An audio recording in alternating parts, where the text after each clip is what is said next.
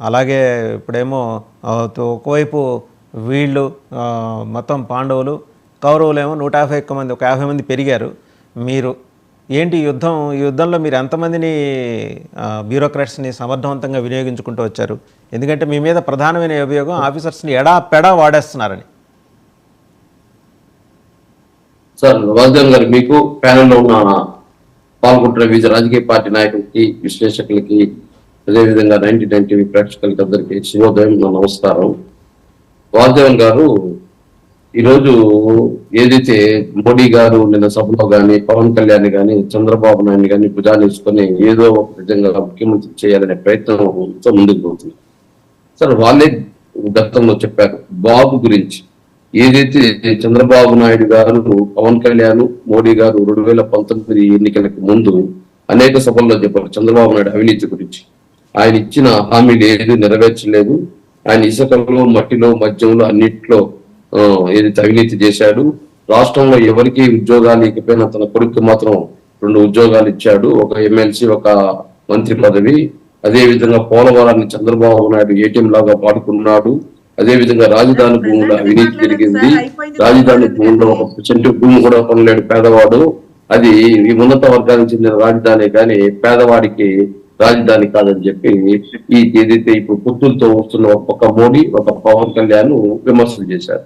ఈ 5 సంవత్సరాల్లో వాళ్ళకి ఏం మార్పు వచ్చిందో కానీ రాష్ట్ర ప్రజలు మాత్రం ఏమనుకుంటున్నారంటే వీళ్ళ రాజకీయ ప్రయోజనాల కోసం గత 6 నెలల ముందు కూడా చెప్పాడు పవన్ కళ్యాణ్, జగన్మోహన్ రెడ్డి గారిని ఓడించాలంటే నా సభలకు వస్తారు, జగన్మోహన్ రెడ్డి గారికి ఓటేస్తారు. జగన్మోహన్ రెడ్డి గారిని ఓడించాలంటే కూటమిగా ఏర్పడాలి తప్ప లేకపోతే ఆయన అంత జరుగు. మరి మేడం చెప్తున్నారు జగన్మోహన్ తడిసిపోతానంట. జగన్మోహన్ రెడ్డి తడిసిపోతా అంటే జగన్మోహన్ రెడ్డి ఒక 4 పార్టీని ముందేసుకొని రావాలి. మరి 4 పార్టీలు ముందేసుకొస్తుంది మీరు, తడిసిపోవాల్సింది మీకు. తడిస్తేనే 4 పార్టీలు తీసుకొని వస్తారు. వాసుదేవన్ గారు, నేను చెప్పడమే బట్టి ఈరోజు స్పష్టంగా గతంలో వీళ్ళే చంద్రబాబు నాయుడు అవినీతి గురించి మాట్లాడారు, చంద్రబాబు నాయుడు ఇచ్చే అక్రమాల గురించి మాట్లాడారు, చంద్రబాబు నాయుడు భూ దోపిడీ గురించి మాట్లాడినారు. ఈ రోజు అదే చంద్రబాబు నాయుడికి వీళ్ళు సిగ్గు లేకుండా ఏ విధంగా ముఖ్యమంత్రిని చేయాలి, వీళ్ళని అధికారంలో తావాలనే ప్రయత్నం చేస్తున్నారో ఈ పవన్ కళ్యాణ్ మోడీని రాష్ట్ర ప్రజలు 5 కోట్ల మంది అడుగుతున్నారు. 4,14,00,000 మంది ఈ రోజు ఓటేసేటప్పుడు జగన్మోహన్ రెడ్డి గారి పేరు చెప్తే గుర్తొచ్చేది సంక్షేమం, ఏదైతే చంద్రబాబు నాయుడు పేరు చెప్తే గుర్తొచ్చేది వెన్నుపోటు. ఈ రాష్ట్ర ప్రజలకి అన్ని తెలుసు.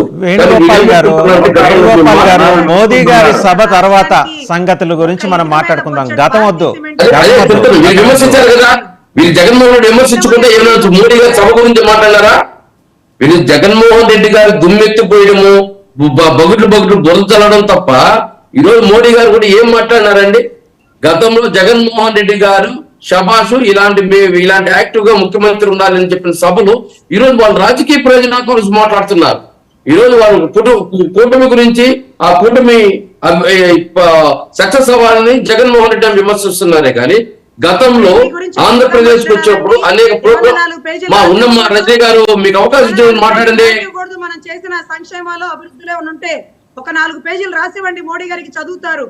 మందులో కల్తీ చేయలేదని, ఇసుక అమ్మలేదని, మట్టి తవ్వలేదని, జాబ్ చెప్పాడు. మా చంద్రబాబు నాయుడు ఇసుకలో దోపిడీ, మట్టిలో దోపిడీ, మద్యంలో దోపిడీ, మైన్స్ లో దోపిడీ చెప్పాడు.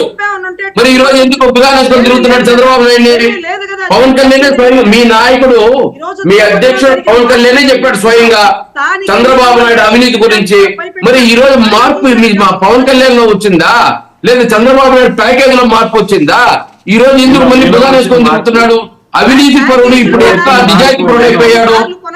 ఈ రోజు అమ్మలేదు ఇసుక చంద్రబాబు నాయుడు లారీలతో దొక్కించి చంపాడమ్మా. ఇదే తిరుపతిలో గాజీ మండలంలో ఇసుక దోపిడీతో లారీలు పోలీస్ స్టేషన్ ఎదురుగా లారీలతో చంపించాడు. దాదాపు 13 మంది ఒకే ప్రాంతం వాళ్ళు.